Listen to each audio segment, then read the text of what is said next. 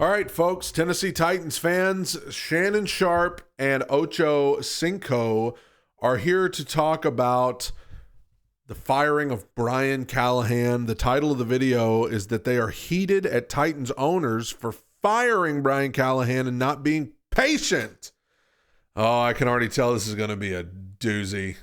Oh, I got thoughts on Hello, this it's your already. favorite sports on Nike. Ocho, the Titans have fired Brian Callahan just 6 games into his second season as head coach. His team was 4-19. The Titans were 3-14 in Callahan's first season, finishing with the number 1 pick and selecting Cam Ward. With Callahan firing the past 4 quarterbacks drafted number 1 overall, 6 of the past 8 seen their head coaches fired during their rookie season. Trevor Lawrence, Urban Meyer, Bryce Young, Frank Wright, Caleb Williams, Matt Eberflus, Cam Ward, Brian Callahan. I do wonder if you're going to start seeing teams that maybe have the number 1 overall pick that want to draft a new franchise quarterback in the draft. I wonder if you're going to start seeing teams just firing their head coach if they have any doubts about him whatsoever, because it's such a trend now. Trevor Lawrence, I mean, I'm not going to name it all because he just did, but because it's happening so much where these quarterbacks are being drafted to teams where they lose their head coach in the middle of their rookie season, if you are a team up top and you're going to be drafting a quarterback with the first pick, second pick, third pick, and you don't fully believe in your head coach 100%, even if he's only been there a year, do you just go ahead and cut ties with him and move on? I wonder if that's going to start to become a trend. Ocho? Yeah. What do you think? It's not the coaches. It's not the coaches. It's the owners. Hey, chat, stay with me real quick and understand this. I'm going to hear him out. The owners have to understand that when it comes to football, right? The owners are businessmen, huh? And the stuff that they do, the stuff that they're passionate and enthusiastic about outside of football in the business world, the one way to fix it is you throw money at it. You throw money at it, and that return on investment, it happens right away. When it comes to the game of football, this ain't a microwavable plate. You don't draft a quarterback, have a new coach, and put him out there on the field and think you all are going to have success right away. That's not the way it works. That's never been the way. I get what he's saying, and in many cases, I think he would be correct. And I understand that most people are not caught up on watching their Tennessee Titans football, okay? Because why would they be? Like, it's miserable to watch. I get what he's saying, but here's the problem. For anybody that has been watching the Tennessee Titans, this coach, God bless him, I think he was just overwhelmed. This was an emergency. This was an emergency. Am I saying this roster's good? They should be. No, I understand the roster's not good, but like, look at the regression happening with Cam Ward just from weeks 1 to 6. The confidence he appears to have lost. The swagger he appears to have lost. Like, watch some film breakdowns of this offense, this offensive scheme, which many times is offensive. The route combinations, guys not knowing what they're doing, lining up off sides, illegal shifts. This was an emergency. And I understand where he's coming from, that so often these owners who just see the business side of things aren't realizing that sometimes it takes time. But there are some instances where, you know, we could sit here and tell story after story of moments of Callahan's time with the Titans that were just unacceptable and weren't getting better and were never going to get better. Way it works. Now, sometimes you get a quarterback, you get a CJ Stroud, you get lucky. You get a Jaden Daniels, and you get lucky. You get a franchise-altering quarterback right away that changes the trajectory and speeds up the process of being a consistent team that can win. But listen, Brian Callahan getting fired, obviously, First year with Cam Ward. It's not the microwave. This ain't food. You can't just put in there and heat it up and all of a sudden think you're gonna have success. It just doesn't happen like that. It never has.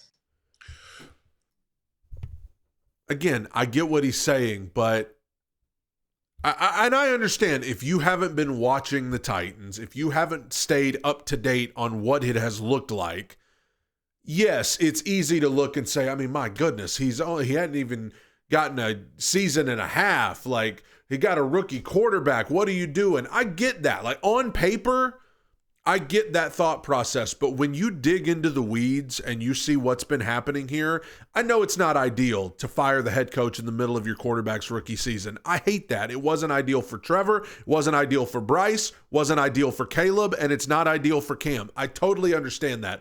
But I think it would have done more damage to keep him.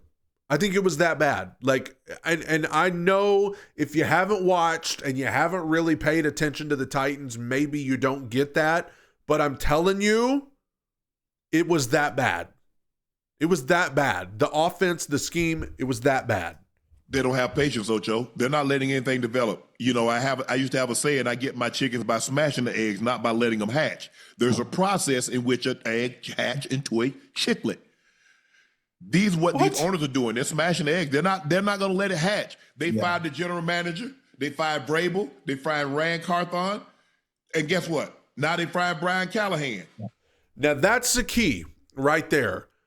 While I understand, I think they had to fire Callahan because it was that bad, I also understand that the Titans organization has not exactly earned themselves the benefit of the doubt. I know that too. Like, it's not just about Callahan, it's about the track record they have developed of hiring and firing very soon. And so even though I think the firing of Callahan was absolutely justified, I do understand that this organization has not gained the benefit of the doubt because they're just firing people all the time. And you have to either admit it's because they're not being patient in some cases, or it's because they're repeatedly hiring the wrong people over and over and over again. And if they're repeatedly hiring the wrong people, then it feels like somebody higher up on the totem pole should have to answer for that. And what are they doing? They don't know. Do they do my point exactly? So obviously they're not football people. They're businessmen. They need to have some. Ocho, she is Amy Adams. Okay. I think the last is pronounced skunk. Yes. He did not. He didn't. He did not. Shannon, you did not just say skunk. That didn't just happen. He did not just call her Amy Adams skunk. Completely serious. Wasn't even joking. Wasn't even trying to be funny. Dead serious. He thinks that's her name. Okay. Strunk. Her father. How do they not even laugh at the fact that he just said skunk? Well, they're just like, oh yeah, strunk. Like, how do you not at least laugh at the fact that you just called her Amy Adams skunk? Father, Mr. Bud Adams. Bud Adams. Yeah, okay. I know who that is. He passed away and turned it over to her. I don't know how involved she was at the time. Right. So you inherit this business, and if you haven't invested or spent a whole lot of time in it, you don't know a whole lot about it. You're trusting other people to run the business. Mm-hmm. Now, at least when Jerry passes away, hopefully that's not for another 100 years, his kids have been in the business from day one. So they're going to understand how this business works. Yeah. So they have been a part of it since he purchased the team in 1989. I know what he's getting at. I think what Amy has tried to do is she has tried to appoint people who know more about it than her. That's where Brinker comes in, and now Borgonzi. And Borgonzi is a football guy, by the way. Borgonzi's not just a business guy. He's a football guy. And that's why I hope they will let Mike Borgonzi have a lot of say in this head coaching search. As a matter of fact, I wish they just let him head it up by himself. No Brinker, no skunk. No Burke Nihill, just Borgonzi. Let him do it by himself because he's a football guy. He's well respected in the NFL. I hope they let him do that. But I get what they're saying. I think Amy has tried to appoint people to make these decisions that she's not informed enough to make. But the narrative is that she is the one who keeps firing people. She is the one who keeps making these ultimate decisions about firing Vrabel. I don't think many people in the organization wanted to fire Vrabel. I think she did that of her own volition. Carthon, the hiring of Carthon, who was responsible for that? I mean, I feel like Amy played a big part in that because Vrabel didn't want Carthon. I think Vrabel liked Carthon. I just think he didn't believe he was ready for the job. But Amy, and whoever else insisted. So, I mean, she is playing a part in these decisions. She needs to absolutely step back and say, you know what? I'm not making any more decisions. I am totally putting this on you guys, and I'm not going to make a single decision. Brinker, Borgonzi, you guys are running this thing. I'm going to my office, and I'm never coming out until we win a Super Bowl or something, They've been a part of it. I don't know how involved she was with it. She's involved. And you're trusting other people. I don't know how involved they were with it. So tough. It's tough, Ocho. It's tough. What they need to realize is how bad Brian Callahan was. Brian Callahan was going to be fired at some point, whether it was now, whether it was next week, whether it was the bye week into the season. Like, he wasn't going to be the head coach next year because he's been that bad. So again, I'm not going to blame whoever it was, Amy, Brinker, whoever made the call. I think they all knew it was going to happen eventually, and I'm not going to blame them if they deemed that this product was unwatchable and the team wasn't getting any better at all. There was no progress being made. Like, I'm not going to blame them for pulling the plug. And it's not like another business, because Ocho, if your business is not doing well, you just don't sell it. You just don't scrap your start firing the CEO, start firing the VP, the COO. Right. You don't start firing a whole bunch of people. You give it time. Yeah, you have to. You don't have a choice. You have it. But those that are in positions of power, I don't think they understand how the game of football works. You're drafting number one for a reason. Yeah, you're terrible. You drafted number one for a reason. That quarterback is going to have his ups and his downs. Yes. I mean, that's the nature of the business. Ocho, but they say it's what? But these young quarterbacks go into dysfunctional franchises. If they was functional, he wouldn't be there. What the hell? That's true. There's a reason why you got an opportunity to pick first. Right. You're bad. How would that be fair that Kansas City win the championship and then they get the first pick in the draft? The Eagles win the Super Bowl, they get the first pick in the draft. We talked about this the other day, is that the Lakers won the championship in 82, and guess what they got? They got to select James Worthy, number one overall. Okay. How is that fair? Right. Damn. Yes, no. So normally the collegiate best player, or what is deemed the best player, goes to the worst situation because we want that guy to catch up. If we just put the best players on the best teams, I mean, I get what you're saying. They would stay bad.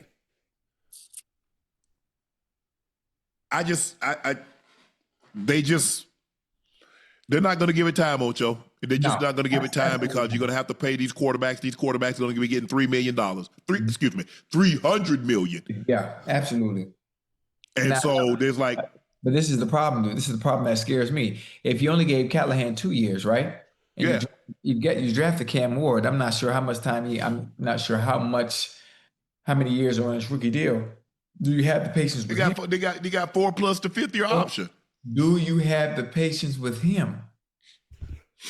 I think if you've read the article from CBS Sports, Amy is very aware of what the media and what people online are saying about the state of the organization.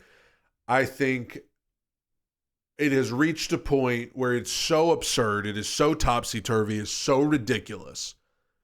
I think whoever's the next hire is going to be here a while because they're going to have to be. I think she's well aware of what's being said, and she's going to have to stick with Borgonzi. She is going to have to stick with Cam. She's going to have to stick with whoever they hire in January, and she's going to have to stick with them for a while. You better hope they're good. You better hope all of them are good. Borgonzi, Cam, and whoever they hire as head coach, you better hope they're all good, because I don't think Amy's going to want to do this again, because she knows now her reputation. She knows this is what people are saying about her, and she doesn't like that. So as well.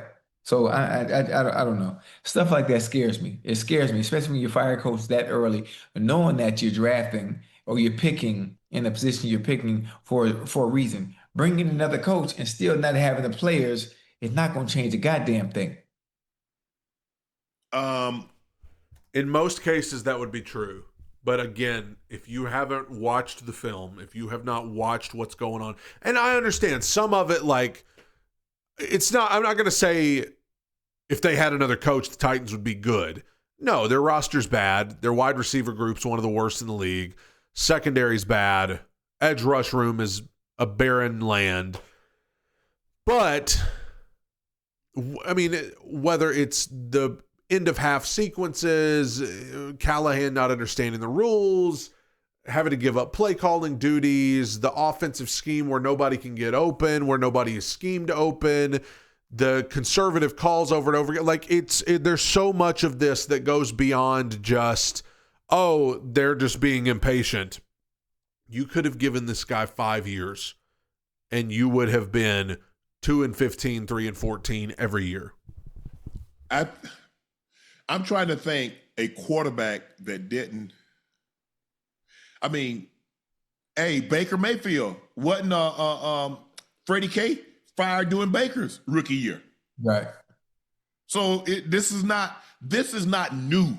This has been going on. You go back the last decade plus, and go back and look at the one overall pick. I guess that's another thing that I don't understand. I know it's not ideal, and I know we don't love that, but the head coach fired in the middle of Cam's rookie season. But as Shannon just said, this is not new. It's not like this is just the death nail in Cam Ward's career. Trevor's playing okay, and he's had 3 different coaches. He had Urban Meyer, and then Doug Peterson, and now Liam Cohen. Bryce is playing a lot better. Took him a little bit to get there, but he's got there. Caleb Williams has quickly turned it around and is playing better.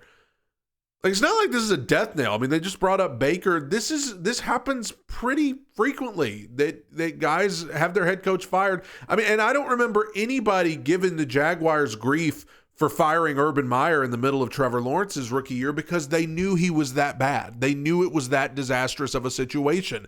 This is the same type of thing without the off-the-field scandal that Urban Meyer had, but still, this is the same type situation. It's that bad. Nobody criticized the Bears for firing Matt Eberflus in the middle of Caleb Williams' rookie season because they understood it. Yeah, it's not ideal, but you understand why it had to happen. I don't understand why, and I do understand why. It's because they don't know anything about the Titans. They just don't know. They just assume because of the Titans have fired so many people, and they assume because it's the Titans that it must be something stupid going on. And I get that. And see their quarterbacks get fired during that first year. That was crazy. Because a lot of times he was there the year before, and they get the rookie quarterback, and you got to go. Mm-hmm. Yeah, okay, Hugh Jack, okay. Okay. So see, this is not something new. Yeah. It's been going on, but I think now we're starting damn. It's a dirty business. Ocho, what do you expect? But here's the thing, it benefited Caleb Williams. Is anybody here that thinks Caleb Williams is worse off because they fired Matt Eberflus in the middle of his rookie season and then went to Ben Johnson? No, he's 100% better off.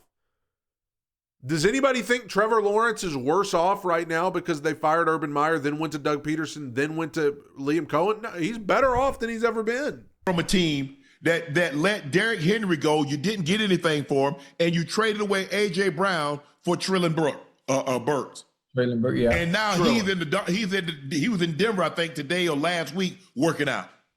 So do you think that is a team that is equipped? No. You let Derrick Henry walk out the door scot-free. You traded A.J. Brown. Now all this is true. Now this is all true. The big issue goes beyond Callahan. It's everything that led up to Callahan.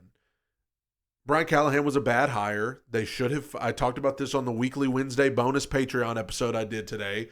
They should have fired him in January when they fired Carthon. Carthon, I think, in hindsight, was a bad hire. But what he's talking about here with Derrick Henry, I understand Derrick Henry wasn't traded. He was a free agent who wanted to leave. But what he's alluding to, and it's very smart of him to bring up, the Titans had an opportunity to trade Derrick Henry. In the middle of Vrabel's last season, they had the opportunity to trade Derrick Henry to the Ravens and get something in return for him, probably a significantly high draft pick for him. They chose to keep him, and then they let him walk for nothing. That's why Shannon keeps saying they let him walk scot-free. They let him walk and got nothing in return. They could have traded Derrick Henry just like they traded Kevin Byard at that same time that season and gotten something in return for him. Instead, they stuck it out a meaningless season with him, and they got nothing for him, and then he ended up going to Baltimore anyway. That's a good point. And then the AJ trade just goes without saying. Now, you had one of the better coaches, Mike Vrabel. Yeah. And you fired him. Damn. Who gonna be the next coach? Well, Mike McCoy was on the staff, so he's taking over. He was the head coach at the Chargers. So he's the interim. He was the offensive coordinator in Denver when the Denver went to that Super Bowl and they got the doors blown off them. But he was at I think it was San Diego then, and they ended up moving. They went to the playoffs his first year, but then he ended up losing his job. So he's the interim coach at this point in time. I just don't think they have an idea. You trade your best player, the best coach you've had in a very, very long time. You fire him. You've gone through 2-3 general managers in a span of 5 years. That's not the continuity that you need in order to build a winning program. I don't know if they're going to get it right this time around either, Ocho. Well, listen. If they don't get it right, we might as well put our goddamn name in the hat and see what we can come away with. Stop. Get us a little opportunity, diversify. Hey, listen, we could diversify our portfolio. No, I'm good. My portfolio is diversified. Okay. It don't hurt to add a little more now. Anyway, toward the end right there, that's straight facts. Whether I understand they needed to fire Callahan, but to go from where they were just a few years ago, which was number 1 seed in the AFC, everything's clicking on all cylinders, to where they are now so quickly, yeah, it's incompetence by the organization. Not because they fired Callahan the other day, but because of all of these firings, all of these bad hires, letting AJ go, letting Derrick go for nothing. I know some of it's unavoidable. Guys get older, they retire. Taylor Lewan got older, he had to retire. Ben Jones, a lot of those guys on the offensive line got older and retired. Ryan Tannehill, you knew that was a limited time thing. But while they had that team, they weren't drafting well. That's why John Robinson was fired, because he was the analytics department and he was going to do it all on his own, and he missed on nearly every pick he made over a 3-year span. And so that sets you up for failure. Then you trade AJ, who's the best receiver you ever had. Then you let Derrick go for nothing. Then Tannehill retires and these other guys retire. Then, I was in favor of the Vrabel firing because the Titans were 6-18 in Vrabel's last 24 games. He was devoted to coaches and coordinators that weren't good, but I don't have a leg to stand on anymore, because when you follow it up with the worst coaching hire that I've ever seen, maybe in NFL history with Callahan, I don't have much of a leg to stand on. Like, I can't sit here and tell you why they should have gotten rid of Vrabel, because when you replace him with what you replaced him with, I don't have much of a leg to stand on anymore. It's just a bad look for the whole organization. Yeah, they had to let him go, but it's still a bad look for the organization. And this next head coaching hire is going to be one of the most important of my lifetime. It sounded like I got emotional right there because my voice got choked up, but I'm not. My voice got choked up. It's going to be one of the most important head coaching picks of my life. Because you've got to stabilize this organization. You have to. You have to bring some calmness to this dysfunction and let it set and marinate for a while. Because this is ridiculous, man. This is ridiculous. Tighten up, everybody.